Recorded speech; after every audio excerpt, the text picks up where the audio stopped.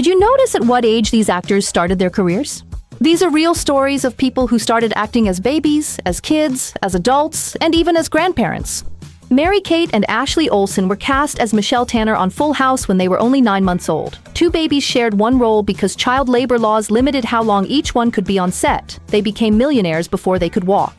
The Sprouse twins, Cole and Dylan, started acting at 8 months old. They shared a baby role in the sitcom Grace Under Fire. Later, Cole played Ross's son Ben on Friends. By the time they starred in The Sweet Life of Zach and Cody, they had already been working for over 10 years.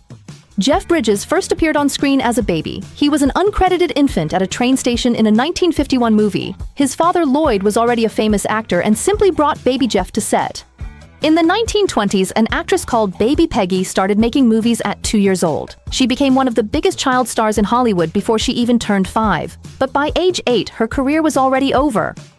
Jodie Foster started acting at age 3 in a Coppertone sunscreen commercial. She later won 2 Academy Awards and became one of the most respected directors in Hollywood. But some of the biggest names in Hollywood got their break when they were kids and teenagers. Leonardo DiCaprio first appeared on TV at age 5 on the children's show Romper Room. By 14, he was doing commercials. At 18, he got a role on Growing Pains. And at 19, he was nominated for an Oscar for What's Eating Gilbert Grape. Drew Barrymore became famous at 6 years old when she starred in E.T. She was so young that Steven Spielberg became her godfather. But her childhood fame came with serious problems. By 13, she was already in rehab, so she had rebuilt her life and career completely from scratch. Shirley Temple became the most famous child star of the 1930s. She was only 5 when she started appearing in films. And by age 6, she was the actress whose movies had generated the highest ticket sales at U.S. theaters. She was more popular than every adult actor in Hollywood. Scarlett Johansson started acting at age 9. Her early roles were small and nobody noticed her. But by age 17, she starred in Lost in Translation and became one of the biggest names in Hollywood. Macaulay Culkin became the highest-paid child actor in history when he starred in Home Alone at age 10. He earned $8 million for Home Alone 2. But after Richie Rich in 1994, Macaulay Culkin took a major break from acting. He officially renewed his career with a return to screen acting in 2003.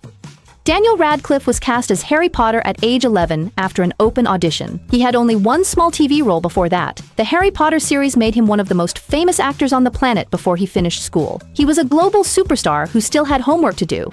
Natalie Portman was discovered in a pizza restaurant at age 11. A talent scout walked up to her and offered her a career. Her first major role was in Leon the Professional at age 12, playing a girl who befriends a hitman. She later won an Oscar for Black Swan. Lindsay Lohan started her career at age 10 on a TV soap opera called Another World. A year later, she played twins in The Parent Trap. By her 20s, she dominated Hollywood with Mean Girls and Freaky Friday. But her rise was as fast as her fall, and her comeback took over a decade. Christian Bale got his first lead role at age 13 in Steven Spielberg's Empire of the Sun. He beat thousands of other boys for the part. Decades later, he became known as one of the greatest method actors alive, changing his body weight dramatically for almost every role. Zendaya's very first role was playing a silkworm in her school play of James and the Giant Peach. Her mom worked at a Shakespeare theater, so Zendaya grew up helping people find their seats and selling tickets. At 13, she got the role of Rocky Blue on Disney's Shake It Up. At 20, she became the youngest woman to win an Emmy for Euphoria. Ryan Gosling joined the Mickey Mouse Club at age 13 alongside Justin Timberlake, Britney Spears, and Christina Aguilera. But the producers thought he was the least talented of the group, so he got less screen time than everyone else. But now he is an Oscar-nominated movie star. But not everyone gets discovered young. Some of the biggest actors in history did not catch their success until they were fully grown adults with mortgages, day jobs, and years of rejection behind them.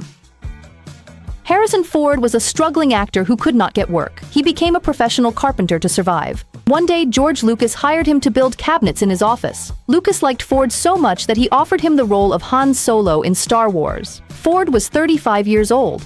Sylvester Stallone was so broke that he slept in the New York Port Authority bus station because he could not afford rent. He had $50 to his name. Then he wrote the screenplay for Rocky and demanded to star in it himself. He was 30 years old, and his movie was nominated for 10 Oscars.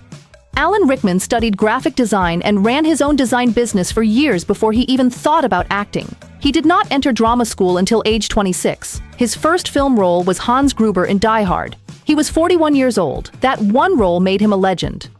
Ken Jeong was a licensed medical doctor before he became an actor. He practiced medicine while doing stand-up comedy on the side. He did not get his big break until The Hangover when he was 39. He went from writing prescriptions to stealing every scene he was in. Samuel L. Jackson spent 2 decades doing small roles that nobody remembers. He was a struggling actor through his 20s, 30s, and early 40s. Then Quentin Tarantino cast him as Jules in Pulp Fiction when he was 45. Now he is one of the highest-grossing actors in history. Bryan Cranston worked small TV roles for over 20 years with almost no recognition. His biggest credit was a guest appearance on Seinfeld. Then he got the role in Malcolm in the Middle at 44 and Breaking Bad at 52. 2 decades of invisible work led to one of the greatest performances in TV history. Steve Carell was working odd jobs and doing tiny TV parts through his 30s, and nobody knew his name. Then at age 43, he got the role of Michael Scott in The Office. The same year, he starred in The 40-Year-Old Virgin. But what about the ones who waited even longer? Some actors did not become famous until most people their age were thinking about retirement. Christoph Waltz spent decades doing stage work and small TV roles in Europe. Nobody in America had ever heard of him. Then Quentin Tarantino cast him in *Inglourious Basterds* at age 53. For this role, Christoph won the Oscar as Best Supporting Actor. In the same category, he won his 2nd Oscar for Django Unchained. Morgan Freeman had been acting since he was 9 years old. He spent decades on stage and in children's TV shows. But his big film breakthrough did not come until he was 50 with Street Smart, then success with Driving Miss Daisy at 52. Morgan became one of the biggest movie stars in the world after half a century of waiting. Anthony Hopkins had a respected career on stage and in smaller films for decades. Then at age 53, he played Hannibal Lecter in The Silence of the Lambs. He was on screen for only 16 minutes, but this role brought him an Oscar.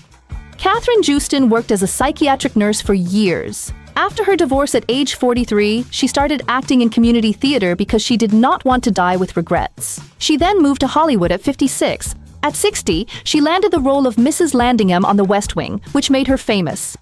Ian McKellen was a giant of British theater for decades, but was almost unknown to movie audiences. Then, at age 59, he starred in Gods and Monsters. At 61, he became Magneto in X-Men, and at 62, he became Gandalf in The Lord of the Rings. Judi Dench was already one of the most respected stage actresses in Britain, but her major film breakthrough did not come until her 60s. She played M in Goldeneye at age 61, then won an Oscar for Shakespeare in Love at 64, even though she was on screen for 8 minutes. John Houseman was a legendary producer and director who worked with Orson Welles for decades. He never acted in films. Then at age 71, he took the role of Professor Kingsfield in The Paper Chase and won the Academy Award for Best Supporting Actor, his first acting role at 71.